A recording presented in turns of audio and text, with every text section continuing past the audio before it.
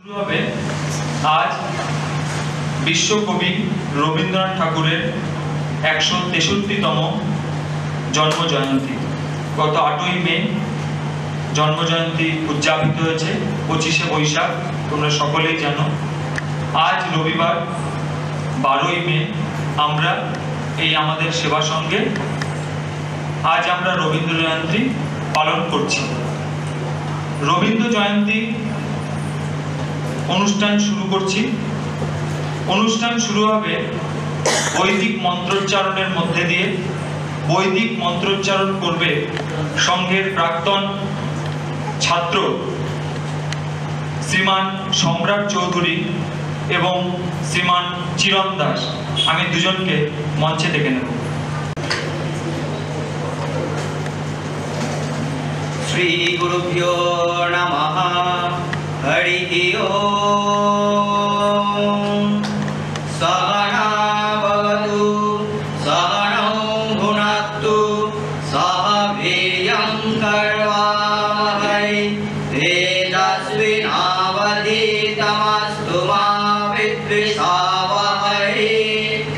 ওম শান্তি শান্তি শান্তি। হরি ওম। वेदानुचाचारं देवासिनमनुशास्ते सत्यं वद धर्मं चर स्वाध्यायान् मा प्रमदः। आचार्यं प्रियं धन्मारित्यं प्रजातन्त्यं मा व्यवच्छेत्सि। सत्यन्या प्रमदितव्यं धर्मण्या प्रमदितव्यं कुशलान्या प्रमदितव्यं भूतैना प्रमदितव्यं। श्राद्धाय प्रवचनां भावना प्रमदितव्यं देवपितृकार्यां भावना प्रमदितव्यं। मातृदेवो भव पितृदेवो भव आचार्यदेवो भव अतिथिदेवो भव। यान्यावद्यानि कर्माणि तानि सेवितव्यानि नो इतराणि। येनाध्यात्मकं सुचरितानि तानि तयपस्यानि नो इतराणि। ये केशात्मतयङ्गाना ब्राह्मणा देशयाना तयाना पश्यसिद्धव्यं। श्रद्धया देयम् अश्रद्धया देयम् श्रिया देयम् हिया देयम् भिया देयम् संविदा देयम्। एष आदेशः एष उपदेशः एषा वेद उपनिषद एतादनुशासनम्। एवमुपासितव्यम् एवमुच्युतपाशम्। ओम शांति शांति शांति। हरि ओम। संगच्छध्वं संवदध्वं संभो मनसि जानतं। देवाभागं यथा पूर्वे संजनान उपासते। समानमन्त्रसमिति समानि समानं मनः सह चित्तमेषां। समानं मन्त्रमभिमन्त्रेव समानेन वो हविषा जुहोमि। समानि वो आपूति समाना हृदयानि वः। समानमस्तु वो मनो यथा वस्तु सहसति। ॐ शान्ति शान्ति शान्तिः। हरि ओम। असतो मा सद्गमय तमसो मा ज्योतिर्गमय मृत्युर्मामृतं गमय। ओम शान्ति शान्ति शान्तिः। हरि ओम। पूर्णमदः पूर्णमिदः पूर्णात् पूर्णमुदच्यते पूर्णस्य पूर्णमदाय पूर्णमेवावशिष्यते। ॐ शान्ति शान्ति शान्तिः।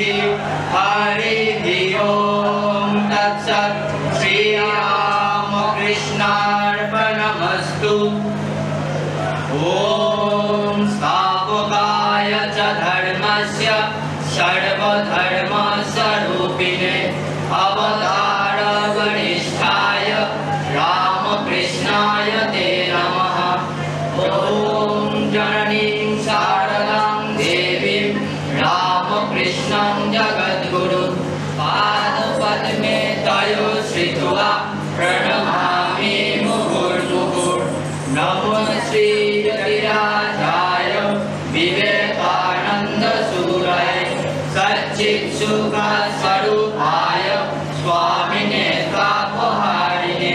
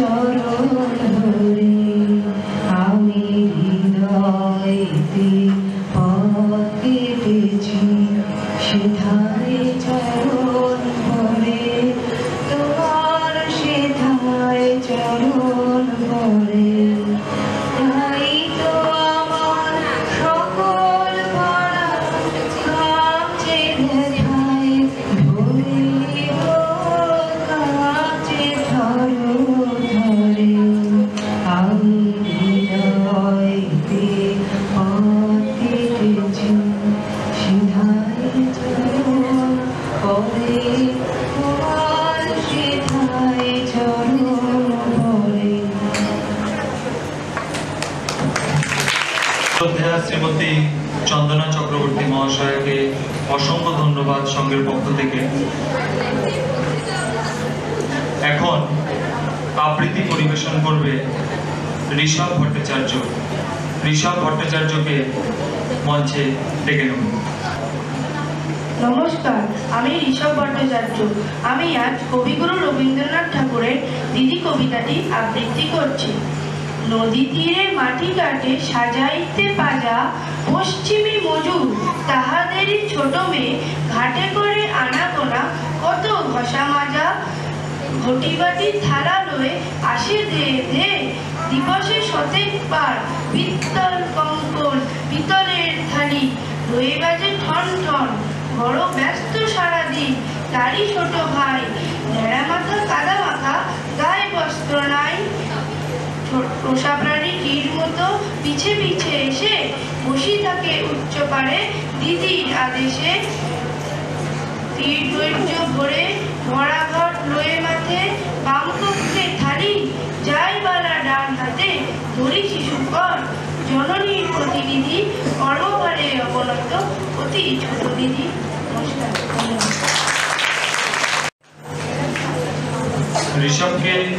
ঋষভকে অসংখ্য ধন্যবাদ। এখন সঙ্গীত পরিবেশন করবে সঙ্গের গদাধর অভ্যুদয় প্রকল্পের ছাত্রীবৃন্দ। আমি নাম ডাকবো, তোমরা এক এক করে আমাদের মঞ্চের বাদিকে আসবে। নিশা মল্লিক, সাথী সাউ, দোয়েল ঘোষ, স্নেহা সিং, লক্ষ্মী দাস।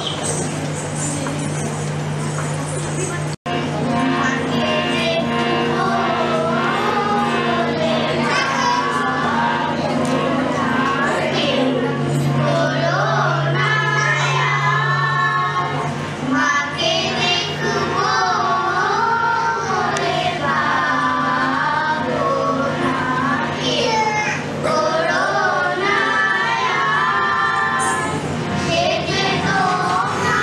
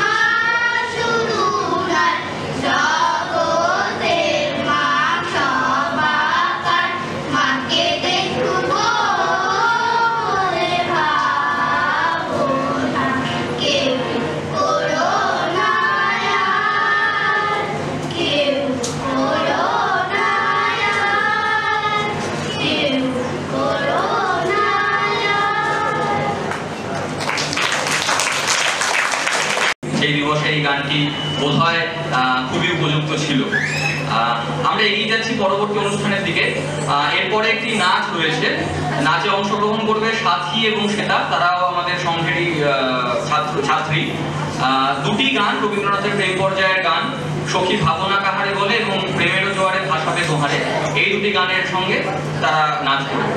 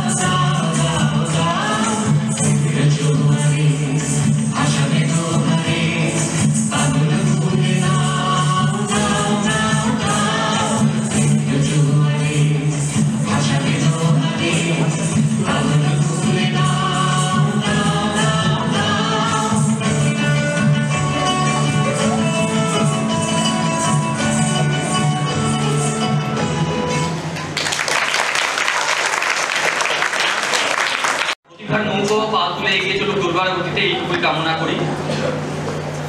কবি সুকান্ত ভট্টাচার্য, কিশোর কবি সুকান্ত ভট্টাচার্য রবীন্দ্রনাথকে প্রণাম জানিয়ে একটি কবিতা লিখেছিলেন রবীন্দ্রনাথের প্রতি। তার খানিকটা অংশ আমি মনে হলো এখানে বলাটা উপযুক্ত, তাই বলছি। এখনো আমার মনে তোমার উজ্জ্বল উপস্থিতি, প্রত্যেক নিভৃত ক্ষণে মত্ততা ছড়ায় যথারীতি। এখনো তোমার গানে সহসা উদ্বেগ হয়ে উঠি, নির্ভয় উপেক্ষা করি জঠরের নিঃশব্দ ভ্রুকুটি। এখনো প্রাণের স্তরে স্তরে তোমার গানের মাটি সোনার ফসল তুলে ধরে। এখনো স্বগত ভাবাবেগে মনের গভীর অন্ধকারে তোমার সৃষ্টিরা থাকে জেগে। তবুও কথিত দিন ক্রমশ সাম্রাজ্য গড়ে তোলে, গোপনে লাঞ্ছিত হই হানাদারি মৃত্যুর কবলে, যদিও রক্তাক্ত দিন তবু দৃপ্ত তোমার সৃষ্টিকে এখনো প্রতিষ্ঠা করি আমার মনের দিকে দিকে। রবীন্দ্রনাথের সৃষ্টির কাছে এভাবেই বারবার আমাদের মাথা নত হয়ে আসে, তার সৃষ্টির বিস্তার আমাদের অবাক করে। শিশু মনে আমাদের মনে অনেক প্রশ্ন জাগে, সেরকমই রবীন্দ্রনাথ ভেবেছেন যে রবিবার একটি ছুটির দিন, সেই দিনটা দেরি করে কেন আসে, কেন সপ্তাহের অন্যান্য দিনের মতো তাড়াতাড়ি আসতে পারে না, সেই নিয়ে একটি শিশুর মনে অনেক অভিযোগ। সেটাকে একটি সুন্দর কবিতার মাধ্যমে তিনি ফুটিয়ে তুলেছেন, কবিতার নামও দিয়েছেন রবিবার। পরবর্তীতে এর পরবর্তী অনুষ্ঠানে এই কবিতাটি আবৃত্তি করে শোনাবে সঙ্গেরই ছাত্র এবং ছাত্রী রোহিত মণ্ডল ও শ্রাবন্তী বৈরাগী। কবিতা রবিবার। নমস্কার, আমার নাম শ্রাবন্তী বৈরাগী। আমার নাম রোহিত মণ্ডল। শোনাবো আমরা রবি ঠাকুরের কবিতা রবিবার। সোমঙ্গল কুমুদের আশা আসে তাড়াতাড়ি, এদের বাড়ি আছে বুঝি মস্ত হাওয়া গাড়ি। রবিবার সে কেন মাগো এমন দেরি করে, ধীরে ধীরে পৌঁছায় সে সোমবারের পরে। আকাশ পারে তার বাড়িতে দূর কি সবার চেয়ে, সে বুঝি মা তোমার মতন গরিব ঘরের মেয়ে। মঙ্গল বুধের খেয়াল থাকবার জন্যে বাড়ি ফেরার দিকে ওদের একটু মন নেই। রবিবারকে এতে এমন সব তারা করে, ঘন্টা ঘুরি বাজায় যেন আধ ঘন্টার পর। নমস্কার। বাচ্চাদের মতো করেই কবিতাটি বলল, আশা করি উপভোগ্য লেগেছে। এরপরে রবীন্দ্রনাথের জীবনের নানা অজানা কথা, অজানা তথ্য আমাদের সামনে তুলে ধরবে তার বক্তব্যের মাধ্যমে তুহিন চক্রবর্তী। তাকে আমি মঞ্চে ডেকে নেব। আমার নাম তুহিন চক্রবর্তী। আমি এই বছর উচ্চ মাধ্যমিক পাশ করেছি। এখানে উপস্থিত সকলকে আমার প্রণাম, আন্তরিক শ্রদ্ধা এবং ভালোবাসা জানিয়ে কবিগুরু রবীন্দ্রনাথ ঠাকুর সম্বন্ধে কিছু বলতে চলেছি।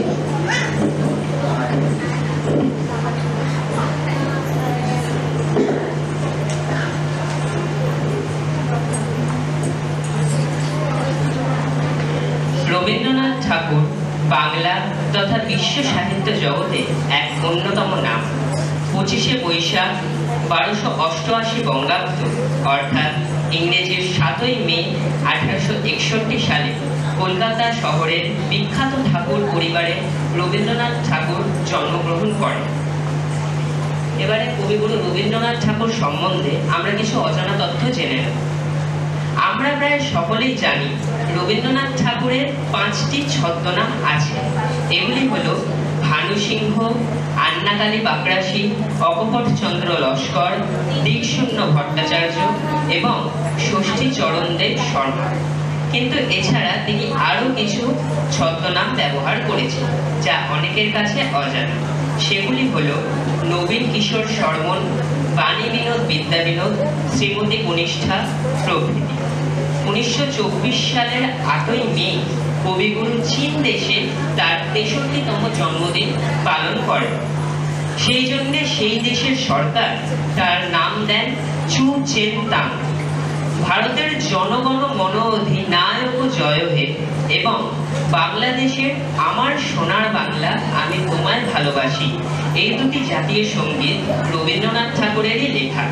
এই ঘটনা বিশ্ব সাহিত্যে প্রায় বিরল ঘটনা। কিন্তু মজার বিষয় হলো ভারতের অপর এক প্রতিবেশী দেশে শ্রীলঙ্কার জাতীয় সঙ্গীতও তিনিই রচনা করেছেন। হিমাচল প্রদেশের হিমালয় পাহাড় ঘেরা ডালহৌসি শহরে থাকাকালীন তিনি 1873 সালে গগনের থালে রবি চন্দ্র দীপক চালে নামক তার জীবনে প্রথম গান রচনা করেন। এটি ছিল পাঞ্জাবি একটি ভজনের অনুবাদ। জানেন কি, রবীন্দ্রনাথ ঠাকুরের পরিবারের প্রাথমিক পদবি কিন্তু ঠাকুর ছিল না। প্রথম দিকে কুশারি ছিল ওনাদের বংশগত পদবি। পরে কলকাতায় এসে কুশারি পদবি বদলে নতুন ঠাকুর পদবি গ্রহণ করেন রবি ঠাকুরের পূর্বপুরুষেরা। বালক রবীন্দ্রনাথ ঠাকুর নিজ গৃহে প্রাথমিক শিক্ষার পাশাপাশি কুস্তিবিদ্যাও শিখতেন। তার কুস্তি শিক্ষকের নাম ছিল হীরা সিং। গীতাঞ্জলির ইংরেজি অনুবাদ সং অফারিংসের জন্য 1913 সালে প্রথম ভারতীয় তথা প্রথম এশিয়াবাসী হিসেবে সাহিত্যে নোবেল পুরস্কার পান রবীন্দ্রনাথ ঠাকুর।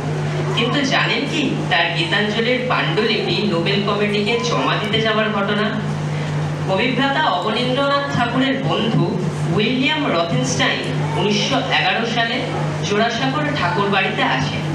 পরবর্তীকালে রবীন্দ্রনাথ ঠাকুরের সঙ্গে রথেনস্টাইনের যোগাযোগ বাড়ে। রথেনস্টাইন বারবার কবিকে বিভিন্ন গল্পের, কবিতার ইংরেজি পাণ্ডুলিপি চেয়ে পাঠান এবং বহুবার কবিকে লন্ডনে আসতে অনুরোধ জানান। 1912 সালের মে মাসে রবি ঠাকুর ইংল্যান্ড যাওয়ার জন্য মন স্থির করেন। 15ই জুন 1912 সালে বিশ্বকবি লন্ডন যাওয়ার উদ্দেশ্যে ডোভার থেকে ট্রেনে চড়েন। সেই অভিযানের সঙ্গে ছিলেন তার পুত্র রথীন্দ্রনাথ, পুত্রবধূ প্রতিমা দেবী ও বন্ধুসম ত্রিপুরা রাজ পরিবারের সদস্য সৌমেন্দ্র দেব বর্মন।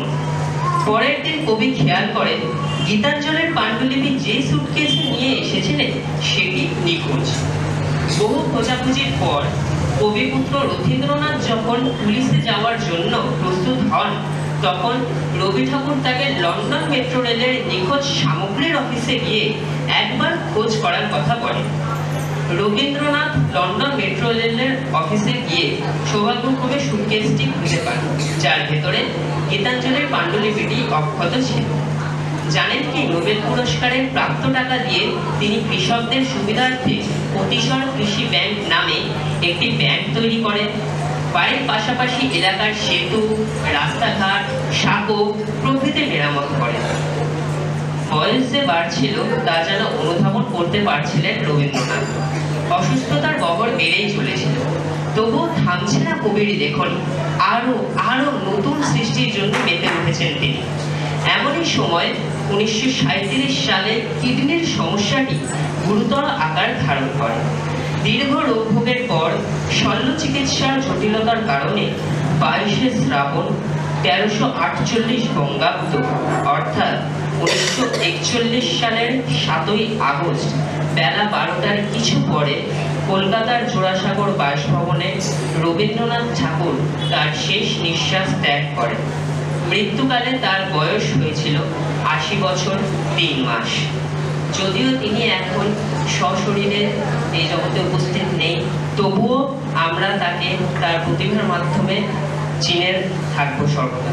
এবং তিনি তার কবিতা, গল্প, উপন্যাস এবং তার সৃষ্টির মাধ্যমে আমাদের মধ্যে সারা জীবন অমর হয়ে থাকবে।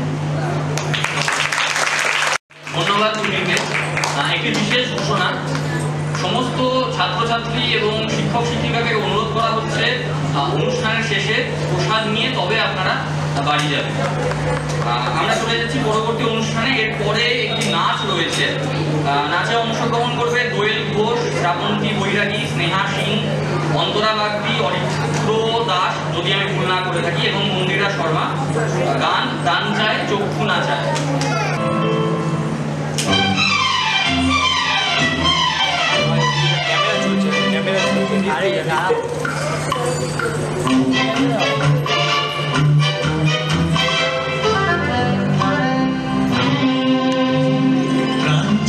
চক্ষু না চায় মরিয়ে কি তোর দুস্তর লজ্জা। প্রাণ চায় চক্ষু না চায় সুন্দর এসে ফিরে যায়, তবে কার লাগে মেঘায় সজ্জা। প্রাণ চায় চক্ষু না চায়।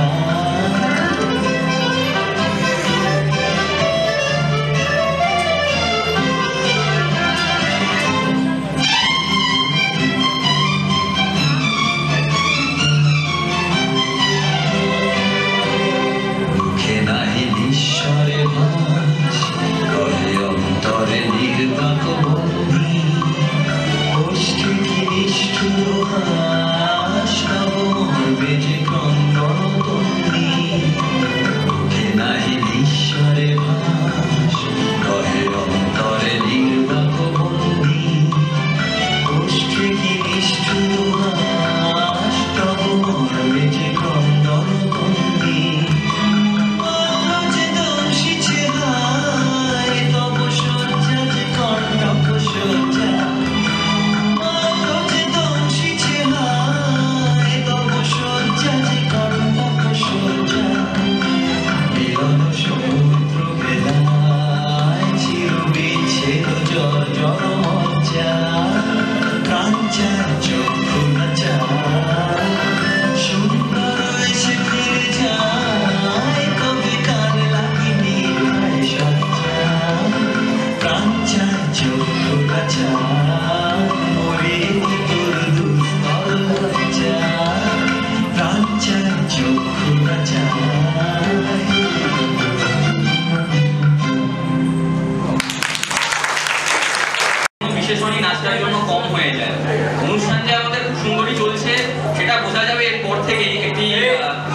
অবাক করা ঘটনা, এই বাচ্চাদের অনুষ্ঠান দেখে দর্শকদের মধ্যে অনুপ্রাণিত হয়েছেন একজন।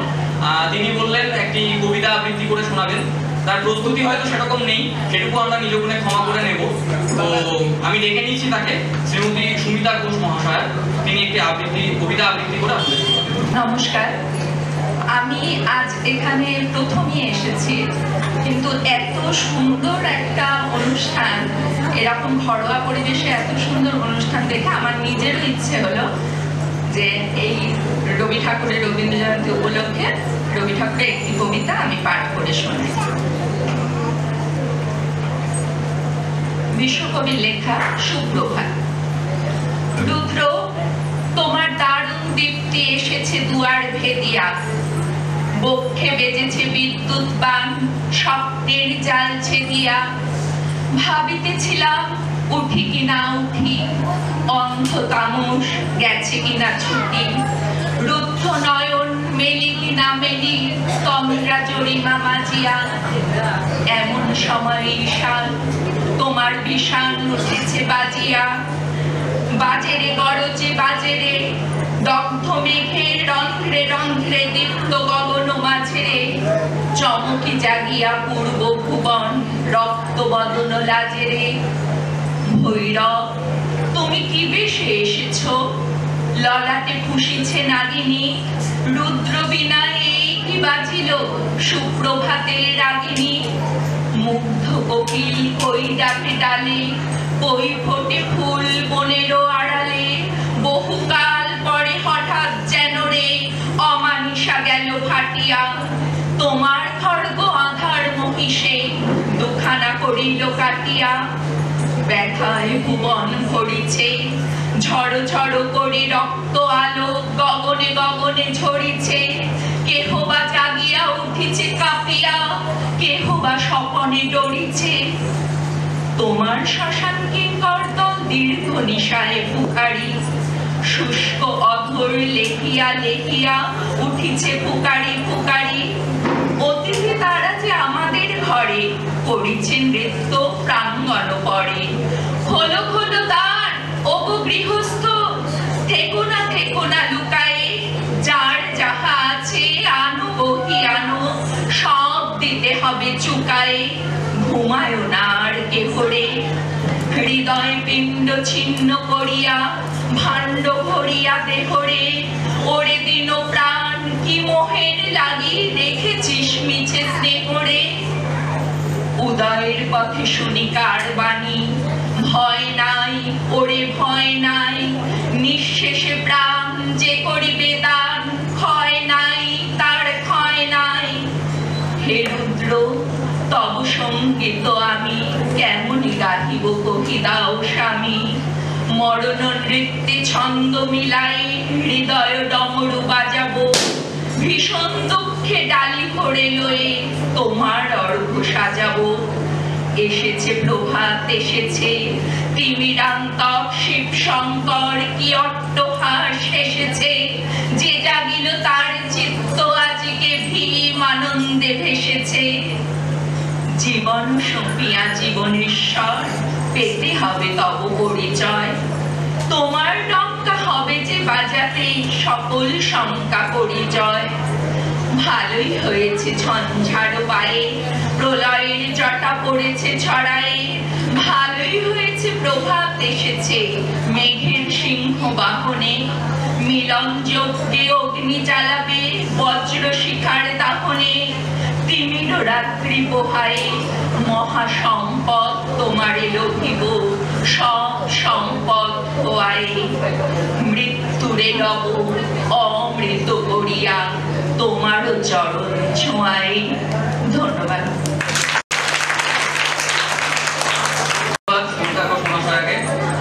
এর পরবর্তী অনুষ্ঠান আরো একটি গান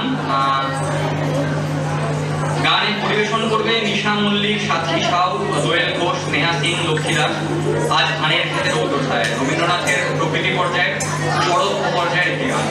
2, 3, start.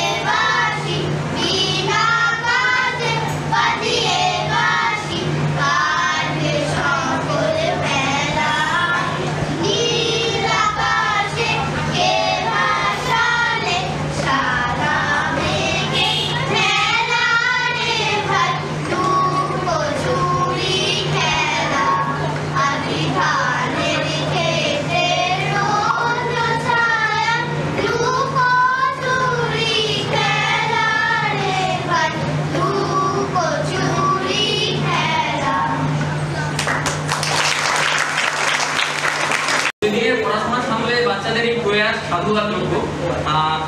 রবীন্দ্রনাথের জীবনে নানা দিক, তার দেশপ্রেমী সত্তা আমাদের কাছে নানাভাবে ধরা পড়েছে। সাম্রাজ্যবাদের বিরুদ্ধে তার কলম বারে বারে গর্জে উঠেছে। সেরকমই একটি কবিতা আফ্রিকার সাম্রাজ্যবাদের বিরুদ্ধে উনি রচনা করেছিলেন।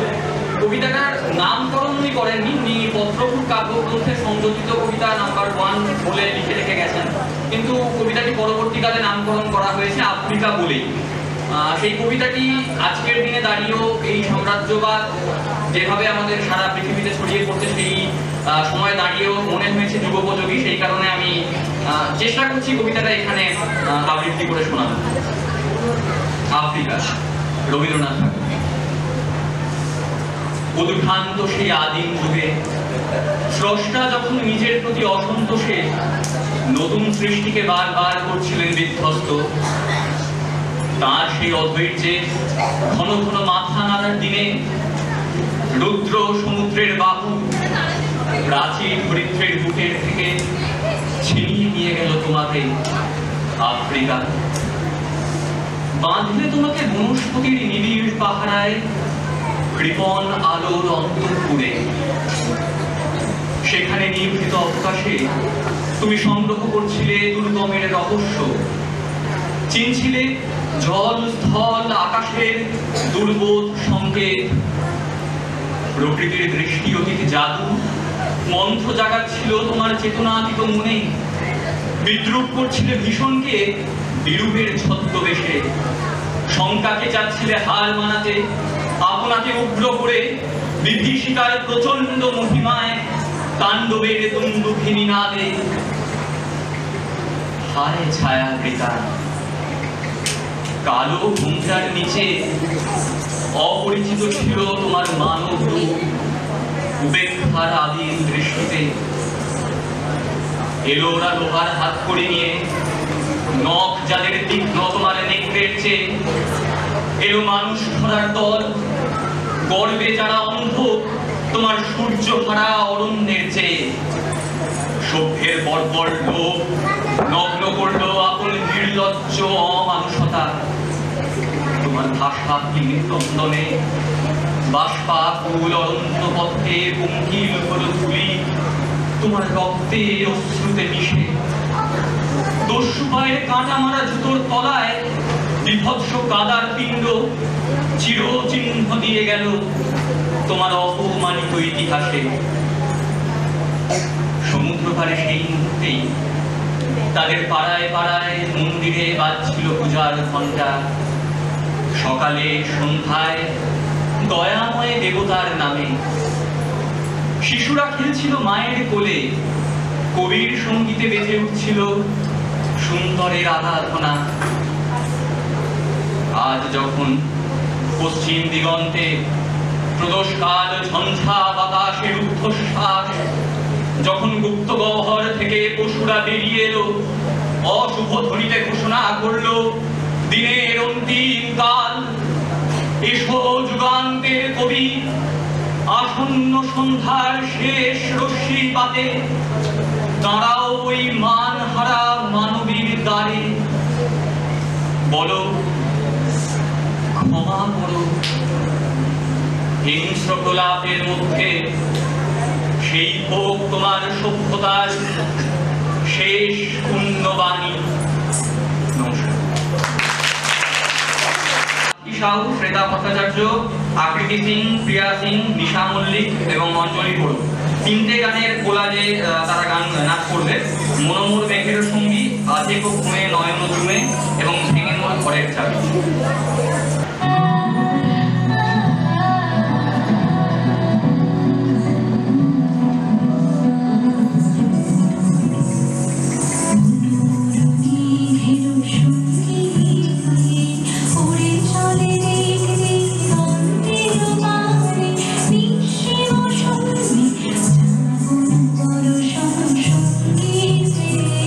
ঝিম ঝিম ঝিম ঝিম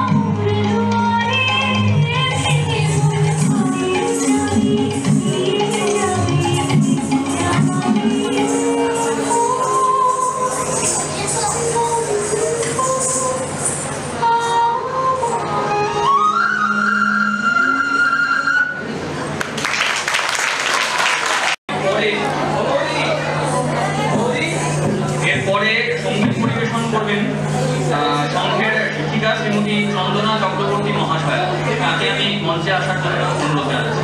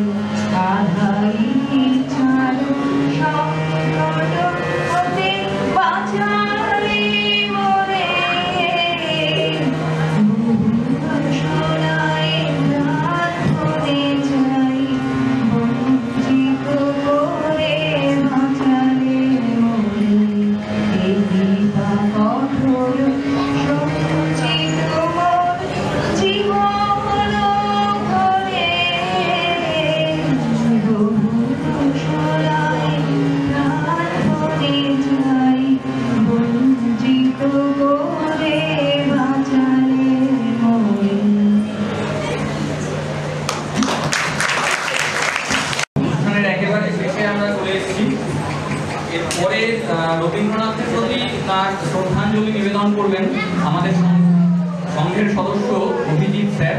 ওনাকে আমি মঞ্চে ডেকে নেব। উনি একটি কবিতার মাধ্যমে রবীন্দ্রনাথের প্রতি শ্রদ্ধাঞ্জলি নিবেদন করবেন। ছোটবেলা থেকে যতটুকু রবীন্দ্রনাথ পড়েছি বা শুনেছি এখন পর্যন্ত, আমার মনে হয় না আমাদের জীবনে এমন কোনো আবেগ, এমন কোনো ভাবনা, এমন কোনো মুহূর্ত আছে যা নিয়ে উনি কিছু লিখে যাননি। আমাদের শয়নে, স্বপনে, জীবনে, মরণে, সকল ঘাত প্রতিঘাতে, আনন্দে রবীন্দ্রনাথ আছেন। উনি শুধু ছিলেন না, উনি আছেন, উনি থাকবেন। আমাদের দুর্ভাগ্য যে আমরা ওনাকে চিনতে পেরেছি নোবেল পুরস্কার পাওয়ার পরে। তবে রবীন্দ্রনাথ আকাশের মতন বিশাল, ওনার বিশালতার কাছে আমার মনে হয় নোবেল পুরস্কারটাও খুব ছোট করে যায়। আমাদের বাঙালি সমাজকে রবীন্দ্রনাথ সাহিত্যের আঙিনায় সমৃদ্ধ করে দিয়ে গেছেন। তাই আজ আমাদের তরফ থেকে ওনাকে একটা ছোট্ট শ্রদ্ধার্ঘ্য নিবেদন করি, একটা ছোট্ট লেখার মাধ্যমে।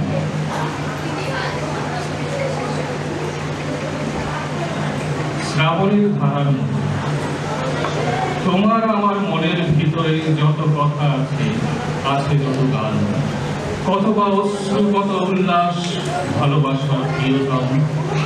গাছের ডালেতে পাখিটাকে দেখি, গাহিতেছ তুমি গান, মনের ভরসে সাদা মেঘ ভাসে, পাই শরতেরই ঘ্রাণ। পিয়ার বিরহের শিশু মন কানে, পুত্র বিয়োগে পিতা, প্রেমের বাসিতে নাচি উঠে মন, মনেরই মনোমিতা। নারীর জীবনে পুরুষের প্রেম, পুরুষের মনে নারী, ভাবনা যখন আপন তাবন দেয় সুদূরে পারি। শারদ প্রাতের দুর্গাবরণ, বসন্ততে দোল, এলোমেলো এই বৈশাখী ঝড়, শ্রাবণের হিন্দোল। হাসি কান্নার এই জীবনে কারণ বারণ নিয়ম, সকল ভাবনা সকল আবেগ বাঁধিছে রবি কিরণ। আজি হইতে শতবর্ষ পরে গাইছ বসি রবি ঠাকুরের গান, মনের যে কোনো ভাবনা যখন বলিতে চায় প্রাণ। শ্রাবণের ধারার মতো তুমি ঝরে পড়ো অবিরাম, ঝরে পড়ো অবিরাম।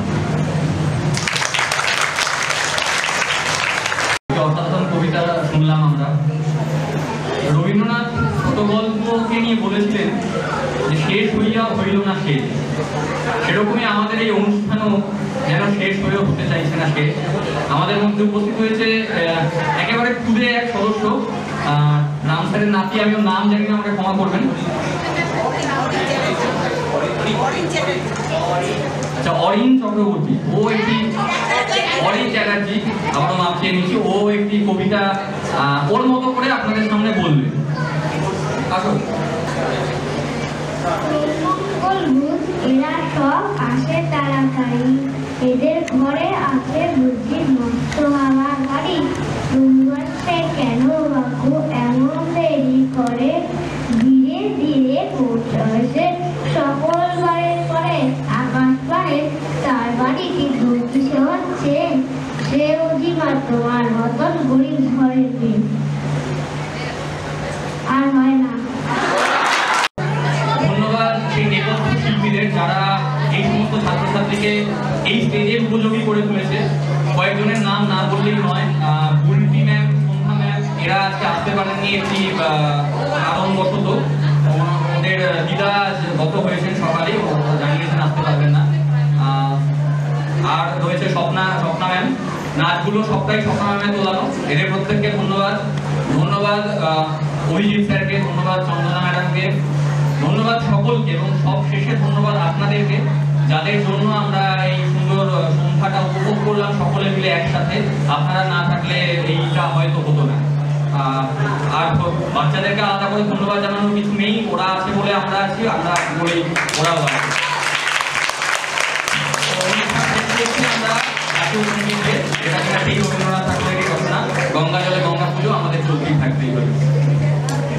একটি বিশেষ ঘোষণা যেটি রবীন্দ্র বলে দিয়েছে যে সকল ছাত্রছাত্রী ক্লাস 3 থেকে ক্লাস 10 পর্যন্ত 11-12 first year, second year, third ইয়ারের যতজন ছাত্রছাত্রী আজকে এই অনুষ্ঠানে উপস্থিত হয়েছে, তারা আজকে রাতে আমাদের এখান থেকে প্রসাদ নিয়ে যাবে।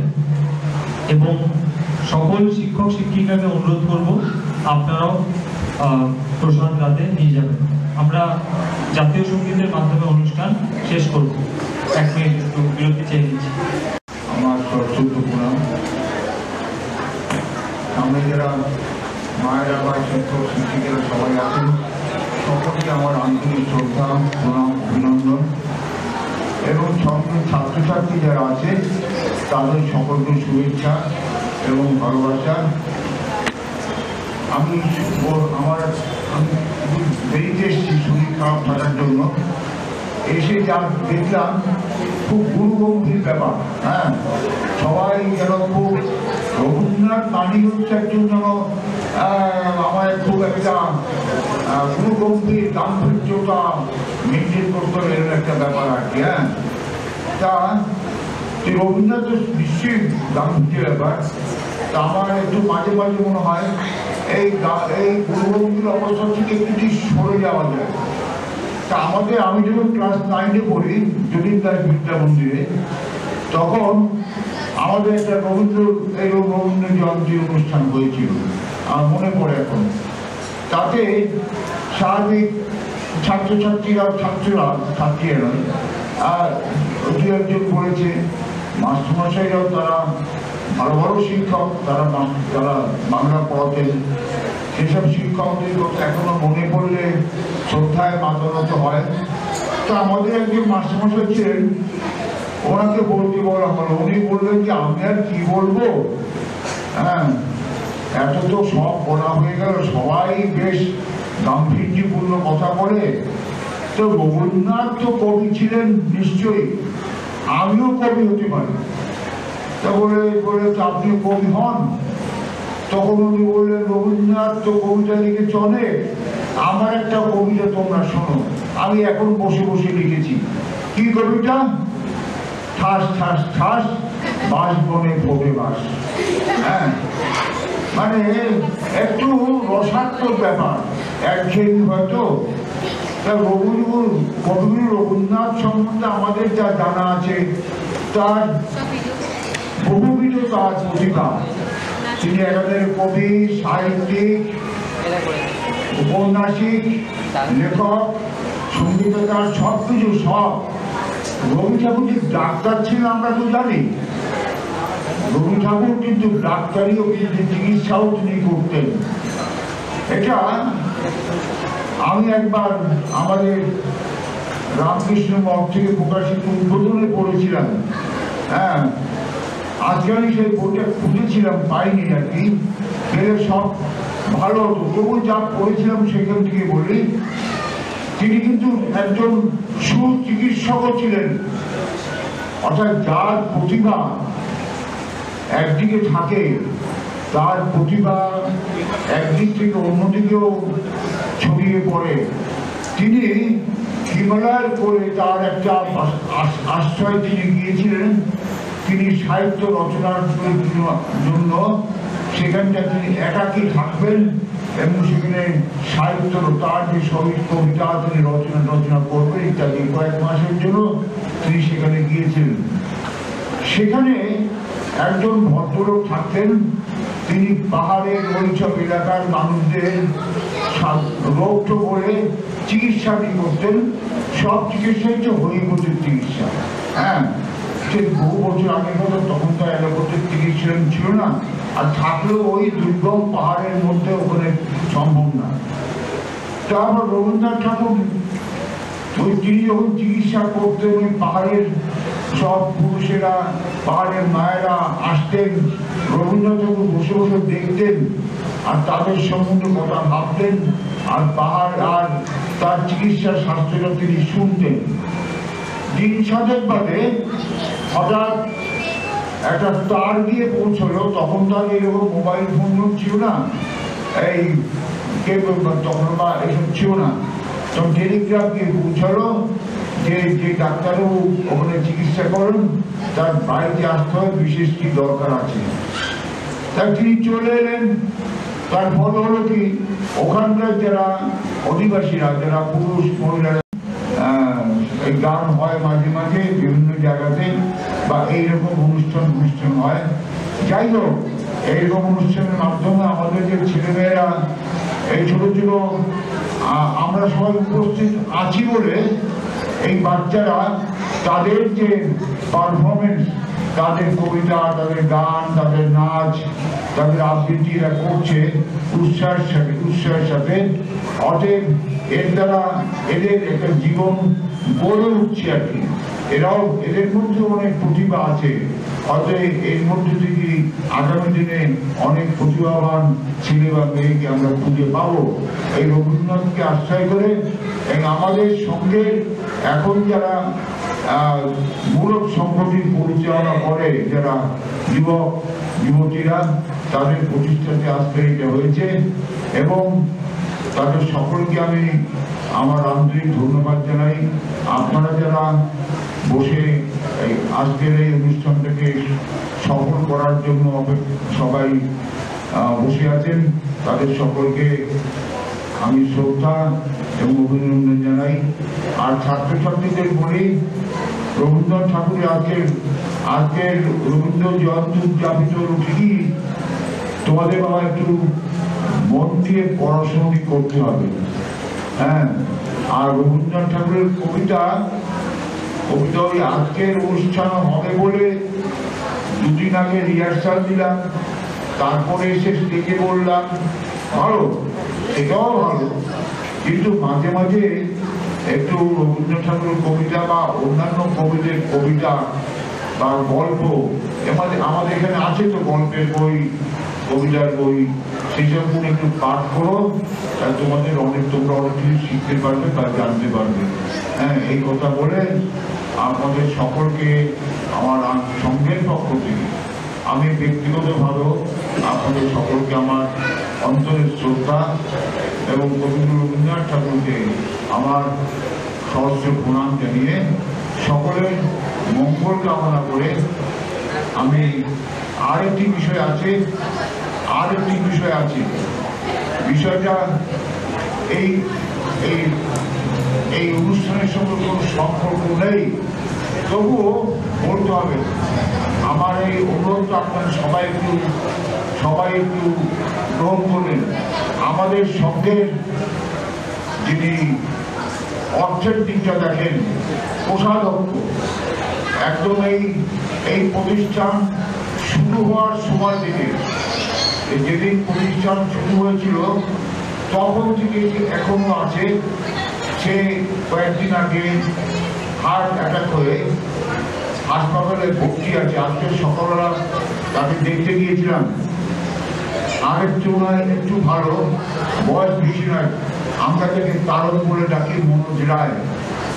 আমরা সবাই, এটা তো সবাই একসঙ্গে আছি, সবাই 1 মিনিট ঠাকুরের কাছে, মায়ের কাছে তার